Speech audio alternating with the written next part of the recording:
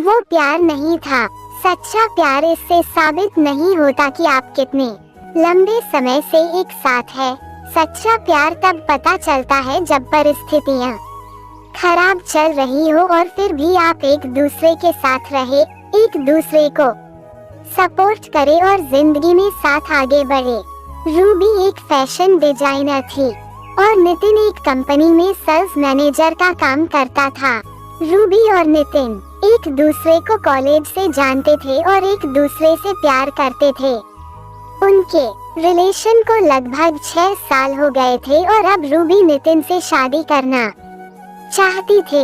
पिछले महीने नितिन का प्रमोशन हुआ था, तो इसी कारण उसे दूसरे शहर में शिफ्ट होना पड़ा था। जाने से पहले वो रूबी से मिला था।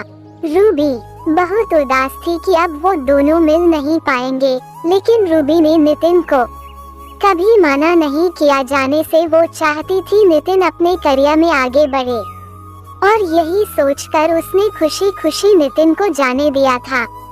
वो दोनों एक दूसरे को रोज फोन करते थे और घंटों बातें करते थे। रूबी उससे उसके नए काम, नई जगह के बारे पूछती रहती कि सब कैसा है उधर, वो समय पर खाना कहता है ना, काम में ध्यान लगता है ना।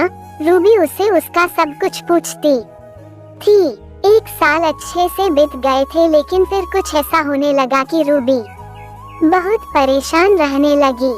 नितिन ना तो खुद रूबी को फोन करता था और जब रूबी फोन करती थी तो ये बोलकर फोन रख देता था कि वो काम में व्यस्त है। रूबी को समझ नहीं आ रहा था कि नितिन ऐसा क्यों कर रहा है। भले कितना भी काम हो, 5 मिनट तो मुझसे बात कर ही सकता है। 1 महीना ऐसे ही चला गया। फिर रूबी थक कर नितिन को फोन करना छोड़ दी और नितिन तो अब उसे खुद से फोन करता ही नहीं था।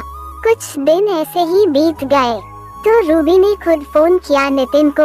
उसने फोन नहीं उठाया। रूबी ने उसे 4-5 बार फोन किया, फिर भी उसने फोन नहीं उठाया और न ही उसने बाद में खुद रूबी को फोन किया। रूबी बहुत परेशान हो गई। वो सोचने लगी कि सच में नितिन काम में व्यस्त रहता है कि कुछ और बात है। कुछ दिनों बाद रूबी अपने काम से छुट्टी लेकर नितिन को बिना बताए उससे मिलने चली गई। रूबी को नितिन का पूरा पता मालूम था कि वो कहाँ रहता है। रूबी रात के समय नितिन के घर पहुंची थी। उसने देखा कि नितिन के घर पर ताला लगा हुआ था। उसने नितिन को फोन किया, लेकिन हमेशा की तरह नितिन ने रूबी का फोन नहीं उठाया। फिर रूबी ने नितिन को मैसेज किया कि मैं तुम्हारे घर के बाहर खड़ी हूँ, तुम कहाँ हो। थोड़ी देर बाद नितिन ने फोन किया और उसे बहुत डांटा कि तुम बिना बताए क्यों आ गई इधर, किसने बोला था तुम्हें इधर आने के लिए, और फोन रख दिया। उसने रूबी की कोई बात नहीं सुनी। रूबी उसके घर के बाहर ही बैठी रह गई कि शायद नितिन को ऑफिस में बहुत काम हो और मैं बिना बताए आ गई, इसलिए वो गुस्सा हो गया और वो उसके घर के बाहर ही बैठ के उसका इंतजार कर रही थी।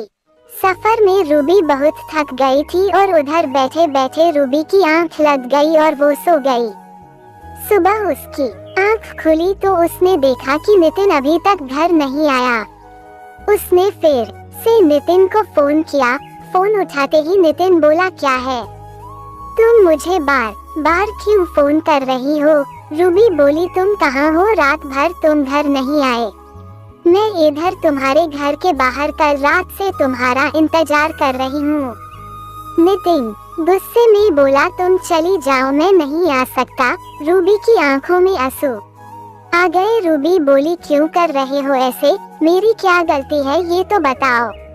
नितिन बोला, तुम जाओ, मुझे तुमसे कोई बात नहीं करनी, और फिर फोन रख दिया।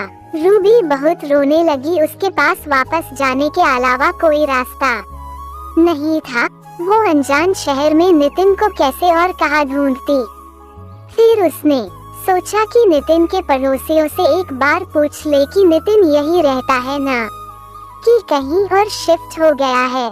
उसने पूछा तो उसे पता चला कि पिछले 1 महीने से नितिन यहाँ रहता ही नहीं है। ये सुनकर उसे और बुरा लगा कि नितिन ने उसे कुछ नहीं बताया था कि वो कहीं और शिफ्ट हो गया है। पहले नहीं बताया था ठीक है, लेकिन अब जब मैं यहाँ आ गई हूँ फिर भी उसने कुछ नहीं बताया और ना ही मिलने आया। वो वहाँ से अपने घर लौट गई। वो बहुत बेचैन हो रही थी, नितिन ऐसा क्यों कर रहा है। वो नितिन को फोन और मैसेज करती थी, लेकिन वो ना तो फोन उठता और ना ही मैसेजेस का रिप्लाई करता था।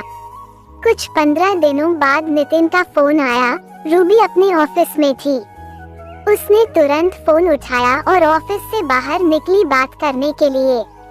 वो पूछने लगी कि नितिन तुम्हें क्या हो गया है, तुम मेरे साथ ऐसा क्यों कर रहे हो, मुझसे कोई गलती हुई है तो मुझे बताओ, लेकिन मुझे ऐसे इग्नोर नहीं करो, मुझसे बात करो।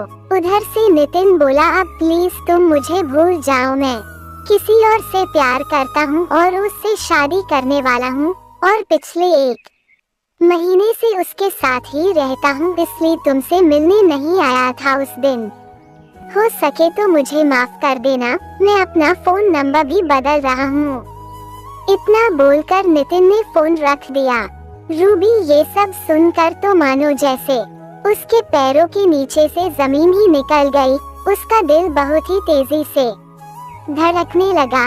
वो रोने लगी और सोचने लगी कैसे 6 साल का रिलेशन ऐसे कोई एक झटके में तोड़ सकता है।